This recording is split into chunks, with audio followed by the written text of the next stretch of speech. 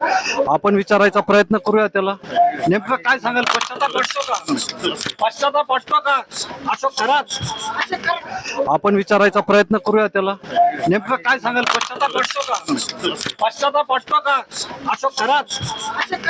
आपण विचारायचा प्रयत्न करूया त्याला. नेमकं काय सांगाल? पश्चाताप वाटतो का? पश्चाताप वाटतो का अशोक खरात? पश्चाताप वाटतो का हा प्रश्न विचारल्यानंतर अशोक खरात याचा चेहरा पडलेला आहे. तुम्ही माझ्या मागे बघू शकता. पोलिसांनी त्याला बंदोबस्तामध्ये राहता न्यायालयातून चालवलेला आहे. 4 दिवसाची त्याला पोलीस कस्टडी मिळणार आहे. या ठिकाणी पोलिसांनी त्याला याच गाडीमध्ये अशोक खरात हा चाललेला आहे. पश्चातापाचा प्रश्न विचारल्यानंतर त्याचा चेहरा पडला. या ठिकाणी पोलिसांनी त्याला शिर्डी पोलीस स्टेशनमध्ये नेण्यासाठी या ठिकाणी मोठी गाडी म्हणजे दंगल नियंत्रण पथक देखील आणलेलं आहे आणि चाललेल्या आहे गाडी त्याच्यावरती काही अटॅक होऊ नये या पद्धतीने पोलिसांनी मोठा बंदोबस्त ठेवलेला आहे.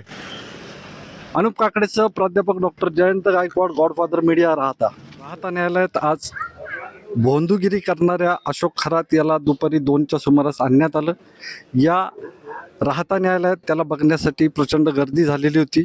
तुम्ही मागे बघू शकतात दंगल नियंत्रण पथकाची गाडी आहे. याच्यामध्ये लोकल पोलिसांबरोबरच महिला पोलिसांचं देखील पथक राहता न्यायालयात खरातच्या बंदोबस्तासाठी आणण्यात आलेलं आहे. आपण राहता न्यायालयातच सध्या आहोत. जवळपास आता 4:15 झालेले आहेत. परंतु खरात हा राहता कोर्टामध्ये आहे. त्यातला पोलिसांनी शिर्डीतील जमीन गैरव्यवहार प्रकरणामध्ये शिर्डी पोलिसांनी त्याची नाशिककडे मागणी करण्यात आलेली होती आणि ही मागणी करतानाच आता खरात याला जवळपास 4 दिवसांची पोलीस कस्टडी मिळण्याची शक्यता आहे. जाणकारांच्या मते खरात याने अनेक जे गुन्हे केलेले आहेत त्यामुळं खरातची आता सुटका नाही. खरातचा दरबार ज्या पद्धतीने भरायचा त्या खरातलाच आज न्यायाच्या दरबारात म्हणजे डॉक्टर बाबासाहेब आंबेडकरांच्या कायद्याच्या दरबारामध्ये इकडं आणण्यात आलेलं आहे. राहता तालुका आणि शहरामध्ये अनेक प्रकारचे गुन्हे घडले, परंतु अशोक खरात याचे राज्यभर गाजणारे जे गुन्हे आहेत, महिला लैंगिक शोषणाचे गुन्हे आहेत, पतसंस्था बँकांमध्ये बनावट खाती त्यांनी उघडलेली आहेत, मनी लॉन्ड्रिंग केलेलं आहे, त्याचबरोबर जमिनी व्यवहारात देखील फसवणूक केलेली आहे. आणि आजचं राहता न्यायालयातील हे प्रकरण शिर्डीतील शेतकरी रावसाहेब गोंदकर यांची जमीन खरेदी करताना जी फसवणूक झालेली आहे त्या फसवणूक संदर्भामध्ये आहे. त्यामुळं इथं दुपारपासूनच न्यायालय परिसरामध्ये गर्दी आहे. माध्यमांनी देखील या ठिकाणी गर्दी केल्याचं आपल्याला पाहायला मिळतं. अशोक खरात याने केलेले सगळेच गुन्हे हे गंभीर आहेत.